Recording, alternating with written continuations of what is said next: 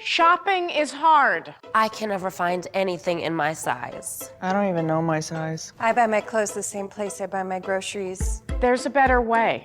Make it easy with Stitch Fix. Just share your size, style, budget, and done. Your personal stylist sends pieces picked just for you. That was easy.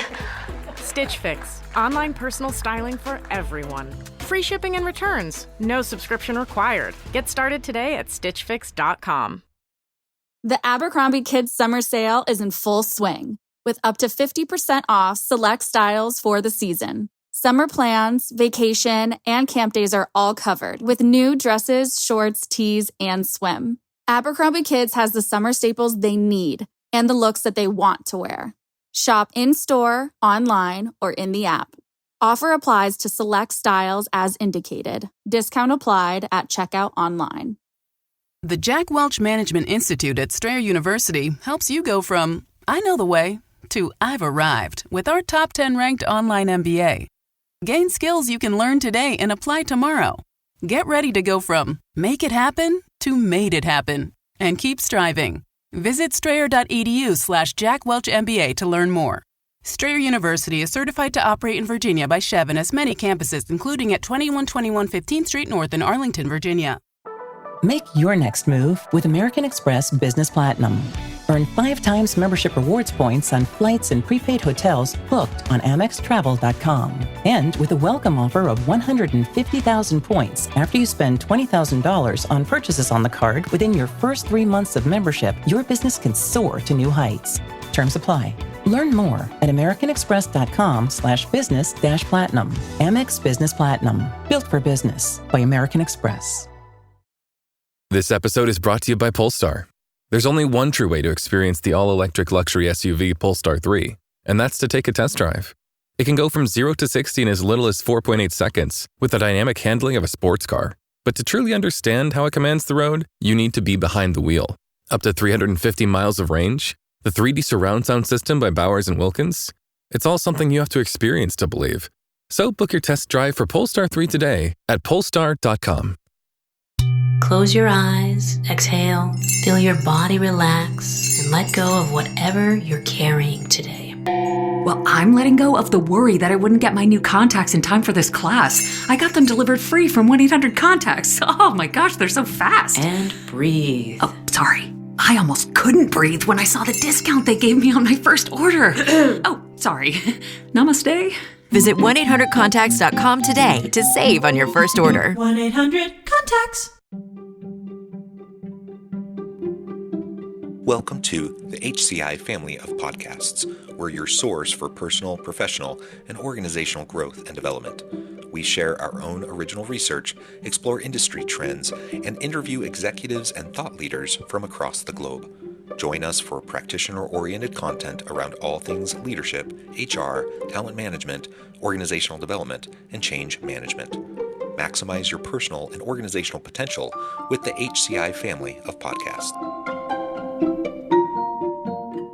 Karen Ball, welcome to the conversation today. Thanks, John. It's great to be here. It is a pleasure to be with you. You're joining us from Cincinnati. I'm south of Salt Lake City in Utah. And today we're going to be talking about the Prosci ADKAR model of change management. I'm a change management guy. I love talking about change management generally. And anytime I have a chance to talk with someone about a really powerful change management model, I think it's a lot of fun. Models are fun. You know, they're always overly simplistic, of course. That's what a model is. But they're really useful lenses through which we can view the world in a way that we can process really complicated things to help us make useful sense of really complex phenomenon to then, move things forward. And so that's really what we're going to do today. And you're going to help us unpack this and better understand it. As we get started, I wanted to share Karen's bio with everybody. Karen Ball is a dynamic and collaborative organizational leader, instructor, and client advisor. She thrives on engaging and energizing individuals in diverse learning environments. She discovered her passion for discipline and of change management in 2006 when she was first introduced to the Prosci ADKAR model and knew immediately that it would have a profound impact on the rest of her career. I love that. And is there anything else you would like to highlight by way of your background or personal context before we dive on in? Yeah, thanks, John. No, I think we'll probably dive in at a couple of additional places, but I'm 40 years into my professional career, so I've had many, many years to observe what's happening and to really start imagining what the future looks like. So I'm excited to be here and to share. Awesome. Awesome. Well, let's start then. There are a lot of models out there, right? There's lots of change management models, lots of models generally when we talk about the consulting world. We talk about management consulting, executive coaching, all those sorts of things. So what is it particularly about the ADKAR model that caught your attention and that is something you've kind of latched onto as something that you find super powerful? Yeah, it's really fascinating. Like you said, models help us make sense of things that are quite complex. But we have to watch for the models that are, too simplistic and too reductive. And I think one of the things that was so fascinating for me when I was first introduced to ADKAR, and I'll explain for the listeners that it's an acronym, and there are 5 letters, and the first A is awareness. This episode is brought to you by Indeed. When your computer breaks, you don't wait for it to magically start working again. You fix the problem. So why wait to hire the people your company desperately needs? Use Indeed's sponsored jobs to hire top talent fast. And even better, you only pay for results. There's no need to wait. Speed up your hiring with a $75 sponsored job credit at Indeed.com/podcast. Terms and conditions apply. Eczema isn't always obvious, but it's real. And so is the relief from Ebglyss. After an initial dosing phase, about 4 in 10 people taking Ebglyss achieved itch relief and clear or almost clear skin at 16 weeks. And most of those people maintain skin that's still more clear at 1 year with monthly dosing. Ebglyss, lebrikizumab LBKZ, a 250 milligram per 2 milliliter injection, is a prescription medicine used to treat adults and children 12 years of age and older who weigh at least 88 pounds or 40 kilograms with moderate to severe eczema, also called atopic dermatitis, that is not well controlled with prescription therapies used on the skin or topicals, or who cannot use topical therapies. Ebglyss can be used with or without topical corticosteroids. Don't use if you're allergic to Ebglyss. Allergic reactions can occur that can be severe. Eye problems can occur. Tell your doctor if you have new or worsening eye problems. You should not receive a live vaccine when treated with Ebglyss. Before starting Ebglyss, tell your doctor if you have a parasitic infection. Searching for real relief? Ask your doctor about Ebglyss and visit ebglyss.lilly.com or call 1-800-LILY-RX or 1-800-545-5979. If you went on a road trip and you didn't stop for a Big Mac or drop a crispy fry between the car seats or use your McDonald's bag as a placemat, then that wasn't a road trip. It was just a really long drive. Ba-da-ba-ba-ba. At participating McDonald's. Hey, business owners, we know you know the importance of maximizing every dollar. With the Delta SkyMiles Reserve Business American Express card, you can make your expenses work just as hard as you. From afternoon coffee runs to stocking office supplies and even team dinners, you can earn miles on all your business expenses. Plus, you can earn 110,000 bonus miles for a limited time through July 16th. The Delta SkyMiles Reserve Business Card. If you travel, you know. Minimum spending requirements and terms apply. Offer ends 7/16/25. Hey, it's Ryan Reynolds here from Mint Mobile. Now, I was looking for fun ways to tell you that Mint's offer of unlimited premium wireless for $15 a month is back. So I thought it would be fun if we made $15 bills. But it turns out that's very illegal.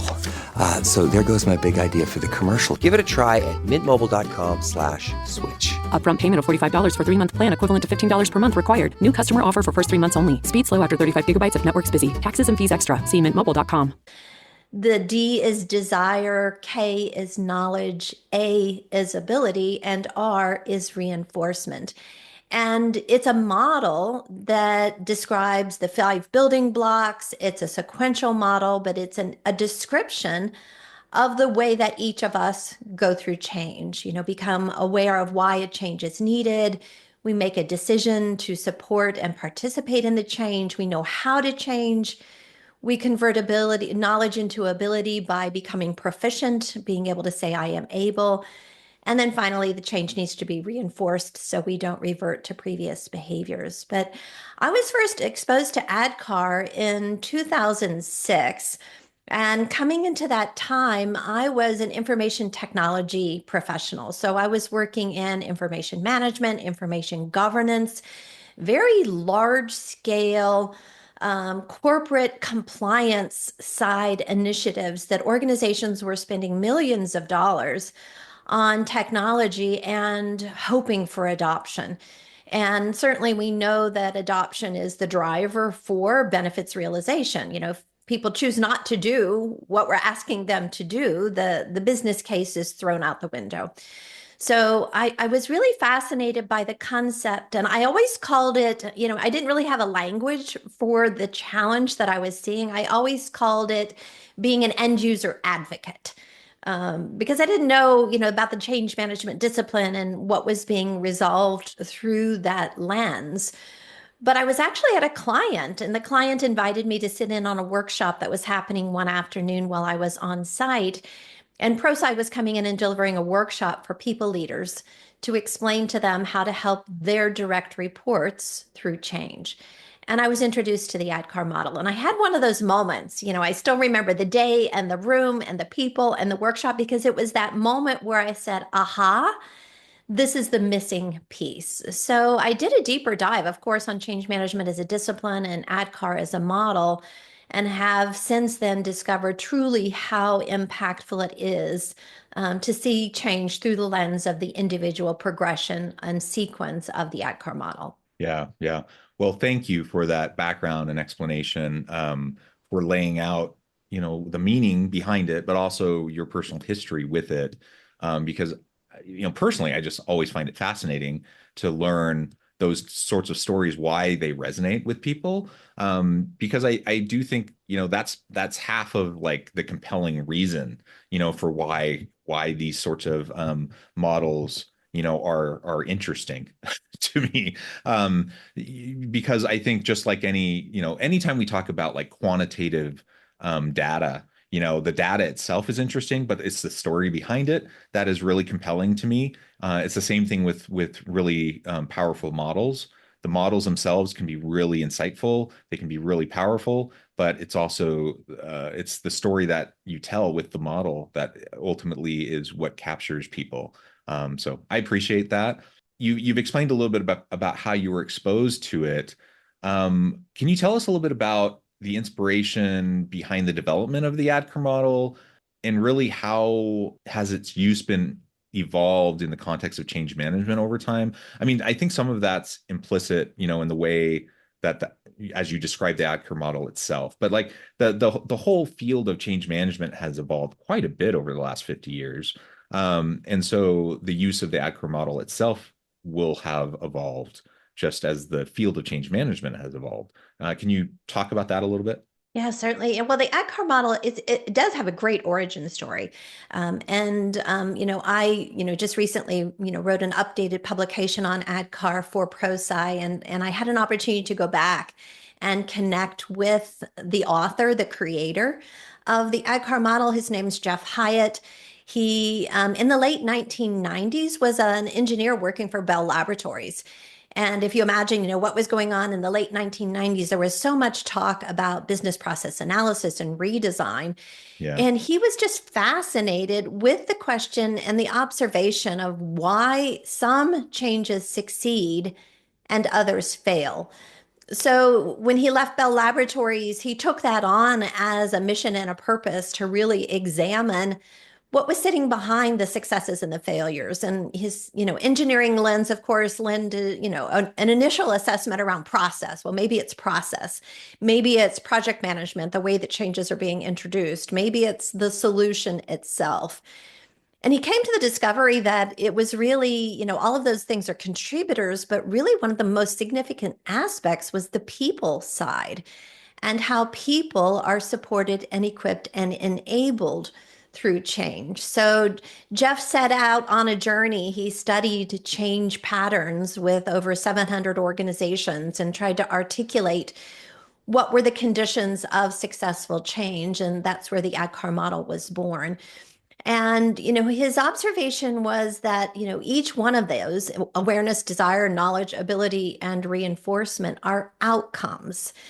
Because if we go back and look at change management as a discipline, we've seen all kinds of lists of activities, right? We immediately go to, communications and training and engagement with leaders inside of organizations. But Jeff was really trying to discover what was it about the outcomes that each of those activities are intended to produce. So how do we know we're communicating effectively?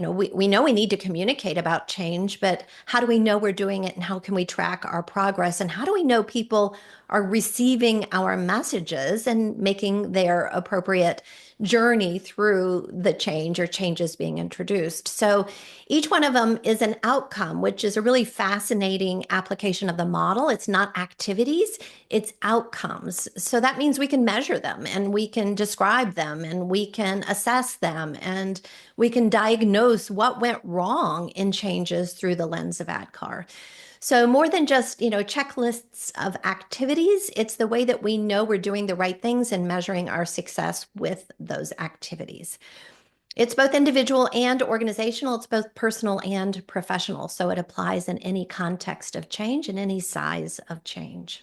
So it was really Jeff's work, and I reconnected with Jeff through the process. It was one of my stretch objectives. He had stepped away from his founder role with Prosci when I had joined in 2016, and it was great to connect with him and go back and really reflect on his work and to capture the essence of his origin story accurately. Yeah, interesting. Once upon a time, way back when, I mean, this was a couple decades ago, I did a similar sort of project, looking at the origin stories of organizational development as a field. And your story of just going through this process just reminded me of that. I don't want to go into any great detail here because it's not really the point of this conversation, but I'm just reminiscing on that experience, and there's just a lot of power in going back and talking to the innovators that create these types of movements and these types of great resources that then shape the field, shape the industry, that carry forward and impact all of us and impact organizations and employees across the world. It's really awesome. Well, I mean, that was in the late 1990s. And, if you think about, how many years have taken place since then, we've now got almost an additional 20 years of research and application experience and success stories, and how we demonstrate the use of models like ADKAR in practice. So things really, when you talk about the discipline of change management changing, it has to be reflective of the nature of change inside of organizations and where we're heading with more rapid pace of change, more complex changes. But the essence of the ADKAR model, and I think one of the things that rings true with me and thousands of change leaders around the world who leverage it, is that change is individual. And if we're not able to unlock the individual change process, we have no hopes for unlocking complex organizational change. So it's really fascinating. It all goes back to change is individual first.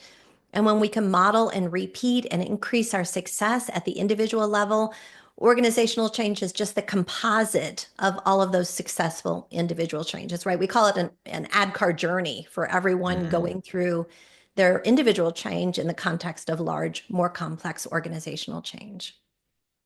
Yeah. So, framing it up as like the ADKAR advantages, as we were prepping for this, I'm thinking about the 3 ADKAR advantages that were kind of spelled out in preparation. That the ADKAR advantage number 1 being that its focus is on the individuals. Advantage number 2, that it's used how groups of people make the change, and number 3, how organizations become better at change. Let's talk through those. We've already hit on the first one quite a bit. It's the strength of its focus on individuals within the change process. Maybe you can talk just a little bit more about how the model is informed and facilitated individual change personally or professionally. But then I want to get into like how this then leads into, like you were just saying, like it's the aggregate of these individuals, right? Or how the groups of people, the groups of these individuals then together derive change and make this change. Can you speak to that a little bit? Sure. Yeah. Just a quick reflection on the individual side of change. One of the things I did in the book is I incorporated ADKAR stories from over 50 people around the world, 20 countries, 6 continents, and both personal and professional, because I want to make the model real and relevant. My first exposure for ADKAR was in a personal scenario, right? And it was so incredibly impactful to see where a change that I was hoping for my son was stuck. And ADKAR gives us a diagnostic assessment to actually identify where someone is in their ADKAR journey, where the barrier point is. And it's so action oriented. You would know immediately where to focus attention, right? Is it on awareness? Is it on desire? Is it on knowledge, ability, or reinforcement? So there's lots of individual stories. Graham learns to swim, and Anna Boleyn gets her son to eat broccoli. But there's also, Catherine, who's taking on, a personal change to make a significant career transition, and how she does that through the lens of ADKAR. So there's some great examples in there of how to assess, how to look at barrier points. And I think, John, the most important aspect, again, is the action orientation. ADKAR becomes both sense making. It helps us make sense of change, but it's also wayfinding. How do we find our way both through individual and organizational change? So since it's outcome oriented, you can scale it from tens to hundreds to thousands of people who may be going through change. So when we look at how groups of people go through change, we take actions more holistically. So in many cases, in an organizational context, I'm looking at how do I effectively communicate the compelling why for a change, because awareness is about understanding why now, what if we don't, what is not changing. Because unless someone has an awareness completion rate, they're not going to choose to participate in each of those sequential elements, becomes insufficient for progress. So the how groups of people make a change is understanding, what is the nature of the change? What is changing? Why are we changing? Who is changing? How are they impacted in that change? Who are the people in the organization that they're going to listen to get the key messages to make their own ADKAR journeys? And how do we support and equip and enable that through a methodology? So ADKAR is actually a model, but there's an entire methodology that surrounds that, and how we activate sponsors and leaders, and how we communicate, when we communicate, what we communicate, where learning and advancement through proficiency and ability comes into play. So there's, some great examples. There's a pharmaceutical company that has 50,000 employees with 5,000 migrations that were happening in a digital transformation, and they architected that change through the lens of our ADKAR, creating the change experience intentionally to get through those 5,000 migrations along their digital transformation journey. So the complexity can go from, as I said, Graham learning to swim, to a 50,000 person pharmaceutical company leveraging ADKAR for major digital transformations. So again, the scalability is critical, that we understand that change is individual, but organizational change is the composite of all of those individual changes. Yeah, absolutely. So, change is an individual process, and then it gets aggregated. We have people making the change in groups. And then we have organizations becoming better at change. You highlight the importance of building change capability in the book. You've also talked about earlier, just like over the last few decades, like how we do change in organizations has changed. And change management today is not change management, 10 or 20 years ago. Now the name of the game is all about change agility. It's all about being able to, have a culture of continuous change. And, and it's not about like going through like a cycle of change or a change process. It's really about like embracing continuous change. Can you speak more to that and how the ADKAR model fits in with that? Yeah, absolutely. And this is one of those areas, right? If you think about exercise, right? We isolate muscles and build them so that we can become stronger to accomplish certain things. And building a change muscle inside of our organizations is just like that. You have to isolate the capability, get the knowledge and skills, have the right sponsorship, the right performance metrics, the right processes. There's a whole set of organizational constructs that need to come around building change as a capability. And you talk about this in, chapter 8 of your The Future Leader, about agility and, readiness for change. But the important aspect is that organizations have to take on building change capability as a change, right? They have a current state of perhaps immature or low capability, and they want to build a higher level of capability. So change management takes change management. Building change agility requires that we build, those agile mindsets and capabilities. So it's all a package, and it's all about, the decisions we make as leaders of organizations to build that capability. But it's the right way to treat our people, and it's how we're going to optimize outcomes from all of these complex and rapid paced changes that are happening. And it's hard because certainly people don't like change. I mean, that is a constant in human nature, that I don't see changing anytime soon. And so we talk about change agility. We talk about trying to create this culture of embracing continuous change.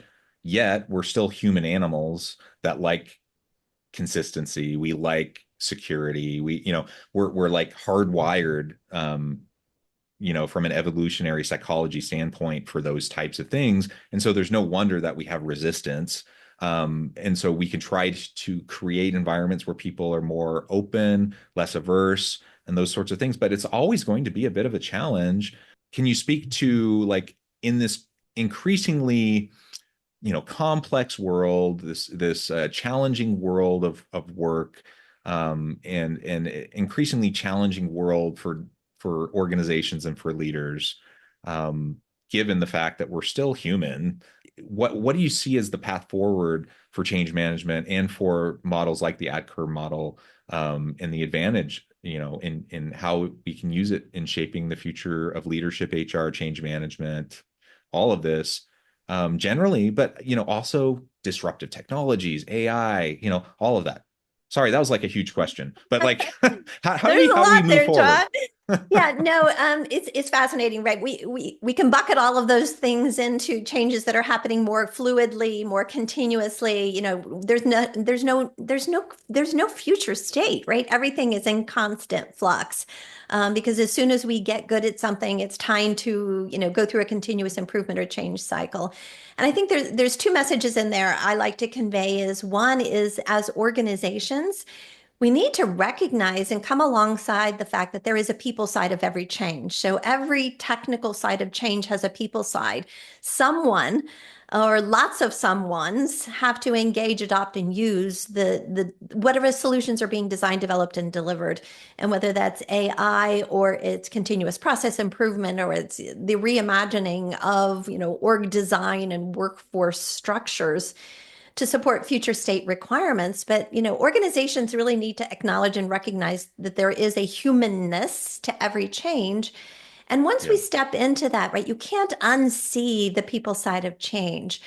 And the second part is, every person needs to understand and acknowledge their own change journeys. I love it when I hear conversations inside of an organization where someone says, you know what, I really feel like I have a knowledge barrier point to be successful in what we're doing. How can you help me? People leader, change management resource, HR professional, how can you help me go through my knowledge gap so that I can be successful? So part of it is organizations seeing people differently and helping them through their change journeys. And the other part is people acknowledging their own change journeys. And one of the things ADKAR does is it gets common language to a common process. So, I'm hoping that, as people imagine the future, that change readiness is a decision, but it's also a capability, and it's one that organizations and our leaders need to sponsor and support. And there's specific actions they can take to do that. So I'm just hoping that in the future, right, everyone feels, empowered through their own change journeys to ask questions. Why is this change happening? How is one change related to another? To answer the questions that they have. So together we can accomplish what we're trying to accomplish, and deliver successful and sustainable changes that we have to implement inside of our organizations. I love it. Karen, this has just been a really fascinating conversation. I think we could go on and on. I do note the time. I need to let you go here in just a minute. But before we wrap things up for today, I wanted to give you a chance to share with the audience how they can connect with you, find out more about your work, your team, your book, and then give us the final word on the topic for today. Yeah, to connect, you can certainly go to prosci.com, prosci.com. You can look me up personally on LinkedIn, Karen Ball 26 on LinkedIn. The book is called The ADKAR Advantage, and it's available on Amazon Global Marketplaces and, of course, in just about every audio platform that you might want to be a listener of the book instead of a reader of the book.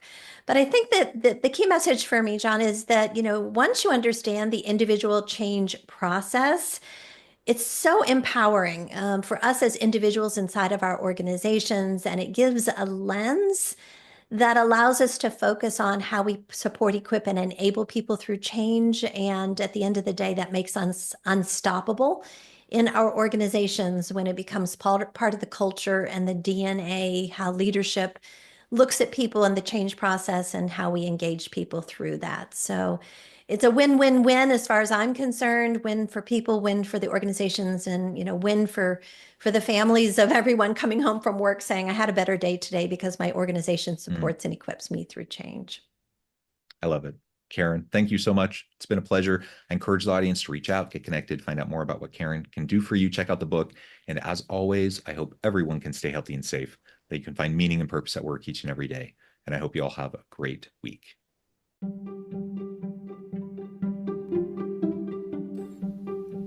Thanks for joining us for this episode of the podcast. We hope you stay healthy and safe, and please join us again soon.